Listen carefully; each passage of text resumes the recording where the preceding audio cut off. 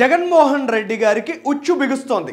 Supreme కోర్టులో solar energy scam Adani Jaganmohan Reddy కలిపి తలపెట్టినటువంటి ఈ స్కామ్ మీద అత్యవసర విచారణకు స్వీకరించాలని ఓ పిటిషన్ దాఖలైంది. విశాల్ తివారీ అనే న్యాయవాది ఈ పిటిషన్ దాఖలు చేశారు. రేపటి రోజున ఈ పిటిషన్ను ఆమోదించి విచారణకు స్వీకరించే అవకాశాలు కూడా ఉన్నాయి. ఇక తదుపరి చర్యలు ఏం జరుగుతాయనేది ఖచ్చితంగా మనం అంతా వెయిట్ చేసి చూడాలి. ముఖ్యంగా ఇన్వెస్టర్స్ యొక్క మనోభావాలు, వారి యొక్క కాన్ఫిడెన్స్ దెబ్బతీసే విధంగా ప్రస్తుత పరిణామాలు కనిపిస్తున్నాయని హిండన్బర్గ్ రిపోర్ట్ తర్వాత సెబీని ఏదైతే సుప్రీంకోర్టు ఆదేశించిందో ఆ విచారణకు సంబంధించినటువంటి అంశాలను కూడా బహిర్గతం చేయాలని న్యాయవాది ఇక్కడ కోరారు. అయితే ఇవాళ సుప్రీంకోర్టు వరకు వెళ్ళినటువంటి ఈ సోలార్ ఎనర్జీ స్కామ్ ఏ విధమైనటువంటి సంక్లిష్ట పరిస్థితిని ముఖ్యంగా గౌతమ్ అదాని ఇటు జగన్మోహన్ రెడ్డికి తీసుకురాబోతోంది అనేది ఒక బిగ్ క్వశ్చన్. ఇక్కడ రెండు అంశాలను మనం చాలా డిఫరెన్షియేట్ చేసి చూడాలి.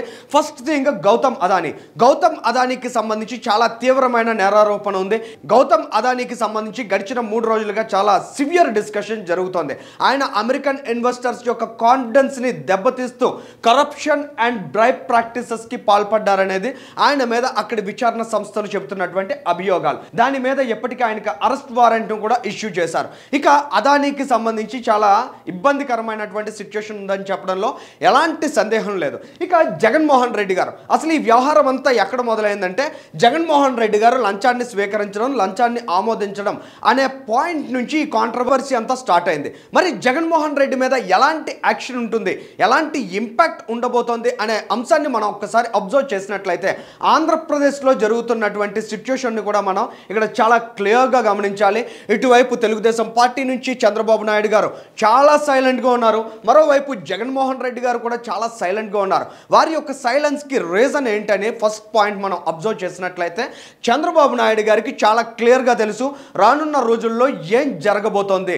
కాగల కార్యం గంధర్వులే తీరుస్తారన్నట్లు జగన్మోహన్ రెడ్డి చేసినటువంటి పాపాలు, జగన్మోహన్ రెడ్డి చేసినటువంటి ఘోరాలు, ఆయన చేసిన అవినీతి అక్రమాలకు సంబంధించి ఖచ్చితంగా జగన్మోహన్ రెడ్డి శిక్షలను ఎదుర్కోక తప్పదు అనే విషయాన్ని గ్రహించిన చంద్రబాబు నాయుడు గారు ఆయన సుదీర్ఘ రాజకీయ అనుభవం నుంచి ఆ విషయాన్ని అవగాహన చేసుకుని ఇప్పటికే కూటమి పార్టీల నేతలతో దీనికి సంబంధించి అతిగా స్పందించొద్దని, ఇది ఖచ్చితంగా జగన్మోహన్ రెడ్డి తేల్చుకోవాల్సినటువంటి వ్యవహారంగా ఆయన తేల్చి చెప్పడం జరిగిందని మనకున్నటువంటి సమాచారం. మరి జగన్మోహన్ రెడ్డి గారు ఎందుకు సైలెన్స్గా ఉన్నారు? ఇదే రకమైన అవగాహన ఆయనకి ఉంది. ఖచ్చితంగా సుప్రీంకోర్టుకు ఈ కేసు వెళ్తుంది, ఖచ్చితంగా అక్కడ చాలా తీవ్రమైనటువంటి విచారణ ప్రక్రియ ఉంటుంది, దాన్ని జగన్మోహన్ రెడ్డి ఎదుర్కోవాల్సి వస్తుంది.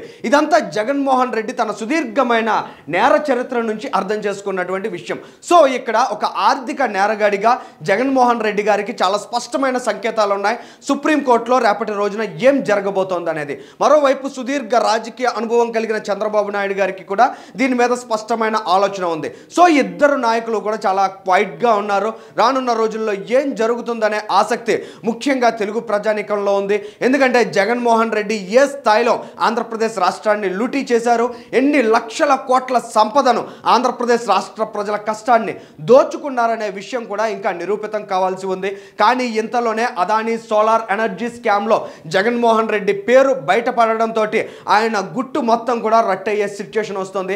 మరి జగన్మోహన్ రెడ్డి ఈ కాంట్రవర్సీ నుంచి, ఈ వివాదం నుంచి బయటపడే అవకాశం ఉందా, లేక ఒక ఆర్థిక నేరగాడిగా, ఒక ఆర్థిక ఉగ్రవాదిగా ఇప్పటికే ఆయన గడించినటువంటి ఖ్యాతి ఏదైతే ఉందో దాన్ని సుస్థిరపరుచుకునే దిశగా ఆయన ఈ స్కామ్లో ఖచ్చితమైన ఆధారాలతో పట్టుబడతారా వంటి విషయాలు వెయిట్ చేసి చూడాలి.